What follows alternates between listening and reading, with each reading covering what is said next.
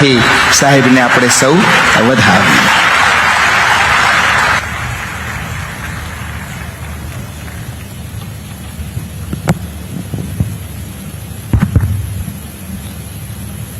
આજના પવિત્ર પ્રસંગે હમણાં જ અમને સૌને જેમના આશીર્વાદ સાંપડ્યા એવા પૂજનીય મોટા મહારાજ, પરમ પૂજ્ય આચાર્ય મહારાજ, પરમ પૂજ્ય લાલજી મહારાજ, મારી સાથે મંચ પર ઉપસ્થિત શ્રી હર્ષ સંઘવી, ઉપમુખ્યમંત્રી અને ગૃહમંત્રી ગુજરાત સરકાર, પ્રેરકભાઈ શાહ, શહેર અધ્યક્ષ ભારતીય જનતા પાર્ટી અમદાવાદ શહેર, અને આજ ઉપસ્થિત સૌ સત્સંગીઓને મારા જય સ્વામિનારાયણ. આજ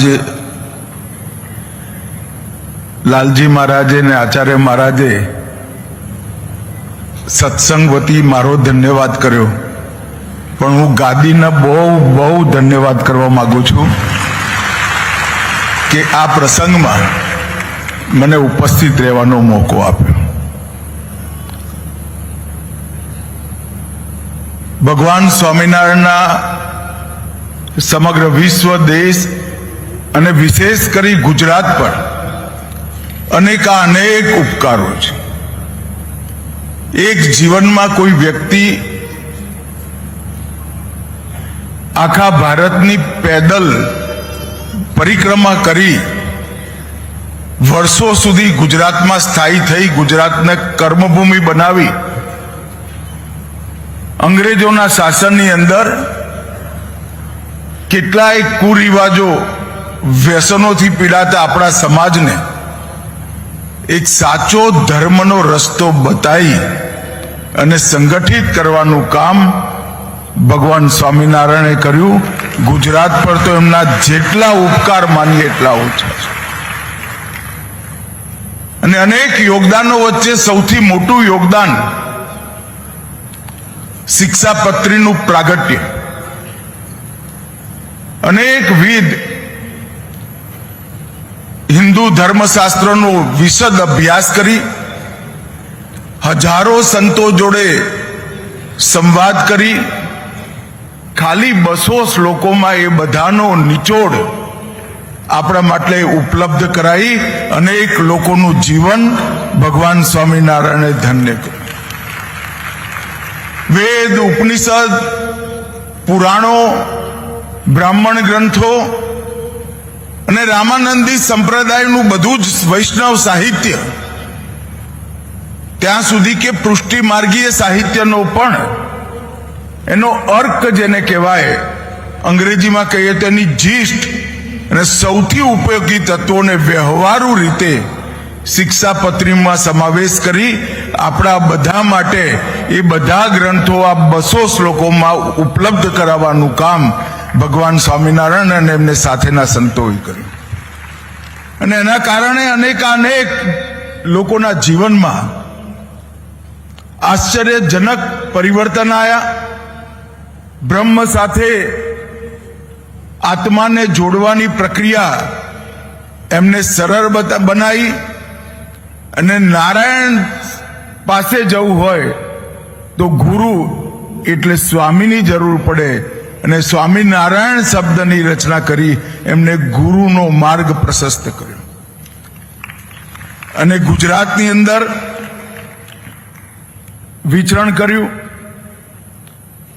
અનેક મંદિરોનું જાતે નિર્માણ કર્યું, અને એક એવી પ્રખર સંત પરંપરા ઊભી કરી જે આટલા વર્ષો પછી પણ પૂરી જૂની સાંસ્કૃતિક ચેતના અને સમાજમાં અનુશાસન, શિસ્તનું જબરજસ્ત સંદેશ આપવાનું કામ ભગવાન સ્વામિનારાયણે કર્યું.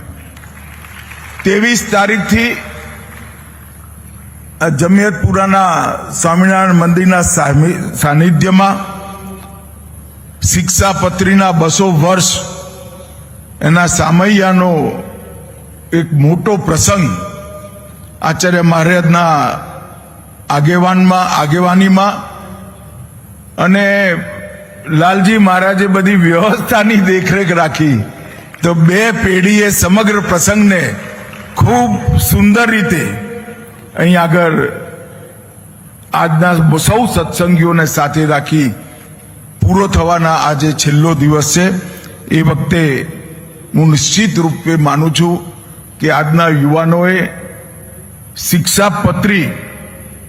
શિક્ષાપત્રીના ધ્યાનથી અભ્યાસ કરવો એ કેવળ ધર્મ માટે નહીં, તમારા જીવનને પણ સુચારું બનાવવા માટે, અનેક વિવાદોથી મુક્ત કરવા માટે સ્વામિનારાયણ ભગવાનના આ શ્લોકો તમને કામમાં આવશે. આ 212 શ્લોકોમાં ધર્મ, જ્ઞાન, વૈરાગ્ય, ભક્તિ અને વ્યવહાર, સૌથી મહત્વની વસ્તુ વ્યવહાર છે. હું ખાલી 2 જ વાતોનો ઉલ્લેખ કરવા માંગુ છું. કેટલી દૂરંદેશી સાથે સ્વામિનારાયણ ભગવાને પોતાના અનુયાયીઓ માટે આ ગ્રંથની રચના કરી છે કે લખ્યા વગર કોઈને દેવું આપવું, લખ્યા વગર કોઈને ધીરવું નહીં. જો લિટિગેશનથી બચવું હોય તો લખાણ કર્યા વગર ધીરવું નહીં. 200 વર્ષ પહેલા વિચારવું એ ખરેખર બહુ મોટી વાત. ઘરના પાછળના દરવાજાથી કોઈ દિવસ જવું નહીં. પાછળના દરવાજાથી જવાથી સામાન્ય વ્યક્તિને લાગે એમાં શું, પણ પાછળના દરવાજાથી જઈએ તો 25 પ્રકારની શંકા કુશંકાઓનું નિર્માણ થાય. એનાથી હંમેશા બચવું જોઈએ. આ પ્રકારના અનેક વ્યવહારુ જીવનના સુંદર ઉપદેશો પણ એમને આપે. વલ્ભાચાર્યએ પ્રશસ્ત કરેલા પૃષ્ટિ માર્ગના સંપૂર્ણ માર્ગના અનુસરણની પણ એમને એ વખતે આજ્ઞા આપી.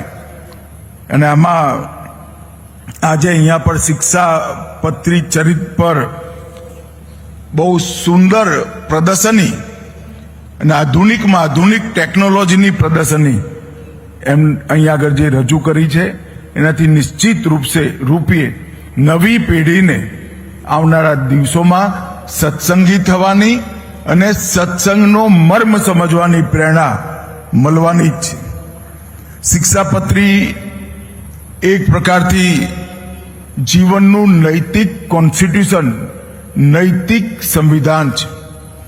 મોરલ કોન્સ્ટિટ્યુશન પોતાના જીવનનું જે નક્કી ના કરે એના જીવનમાં ક્યારેય ઉદ્વગતિ પ્રાપ્ત થતી નથી.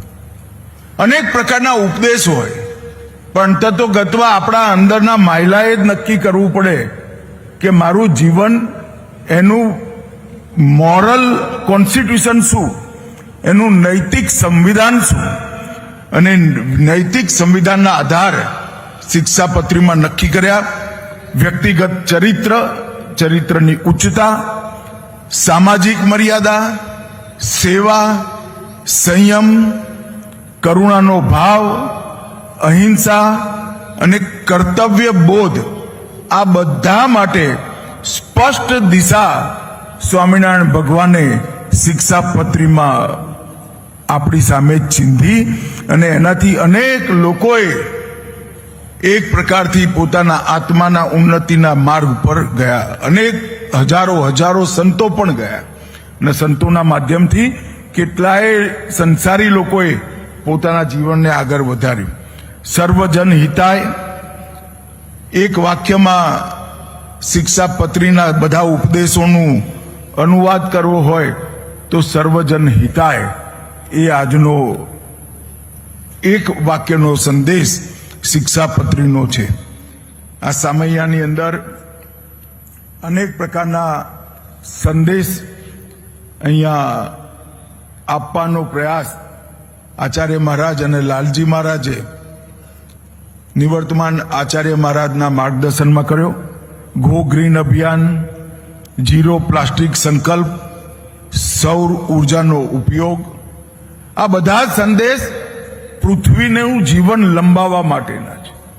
માનવ જાતનું જીવન લંબાવવું હોય તો પૃથ્વીનું જીવન લંબાવવું જ પડે, અને પૃથ્વીનું જીવન લાંબુ કરવું હોય તો પર્યાવરણની જાળવણી કરવી પડે. પર્યાવરણનું દોહન કરો ત્યાં સુધી વાંધો નથી, પરંતુ 3 શતકથી માનવ જાતે પર્યાવરણનું શોષણ કરવાનું ચાલુ કર્યું, અને એના કારણે જે અસંતુલન ઊભું થયું એમાંથી બહાર આવવા માટે આ 3 પ્રકલ્પ શરૂ કર્યા છે. એટલા માટે હું વિશેષ રૂપે લાલજી મહારાજને ખૂબ ખૂબ સાધુવાદ અને અભિનંદન આપવા માંગુ છું.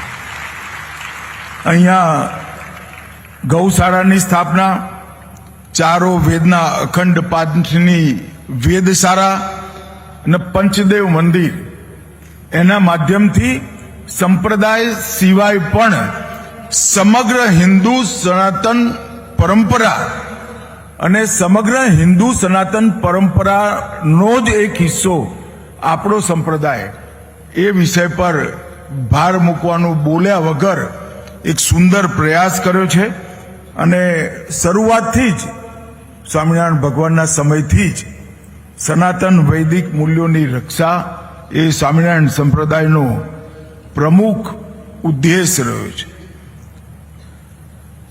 ભાઈઓ બહેનો, ભગવાન સ્વામિનારાયણે અનેક પ્રકારની કુપ્રથાઓ, આજે તો ખેર એનો એટલો પ્રચાર પ્રસાર નથી, એક જમાનો તો 200 વર્ષ પહેલા જ્યારે દીકરીને દૂધ પીતી કરી દેતા, દીકરી જન્મતાની સાથે જ એક પાત્રમાં દૂધ ભરી એને ડૂબાડી દેવાની પ્રક્રિયા ચાલતી હતી. સમગ્ર ગુજરાતમાંથી એકાદ તાલુકો છોડી દીકરી દૂધ પીતી કરવાની પ્રક્રિયા બહુ પહેલા દેશના સરખામણીમાં બહુ પહેલા ગુજરાતમાંથી દૂર થઈ. એનું મૂળ કારણ સ્વામિનારાયણ ભગવાને આ કુપ્રથાની સામે એક વ્યવસ્થિત સંતોના માધ્યમથી અભિયાન ચલાવ્યું. દીકરીની શિક્ષા પર એ વખતે જોર આપ્યું, પશુ બલિ પર પ્રતિબંધની વાત કરવી એ વખતે ખૂબ મોટા વર્ગનો વિરોધ વહોરી લેવાની વાત હતી, પણ જરાય ડર્યા વગર યજ્ઞોમાંથી પશુ બલિનો બાકાત કરાઈ યજ્ઞોને શુદ્ધ કરવાનું કામ કર્યું. જાતિવાદ, છૂઆછૂત, આ બધાની સામે એ વખતે એમને વિચરણ કરી પ્રચાર કર્યો. મેં અનેક ભક્તોના નામો સાંભળ્યા છે અને અનેક પરિવારોને મળતો હોઉં છું. હું તો માણસામાં જ ઉછર્યો છું. મારાથી 200 મીટર, મારા ઘરથી 200 મીટર દૂર કાલુપુર ગાદીનું સ્વામિનારાયણ મંદિર, એટલે લાડુડી ખાતા ખાતા જ મોટો થયો છું. અનેક ભક્તોને મેં જોયા છે, કોઈ જાતિ બાકી નહીં.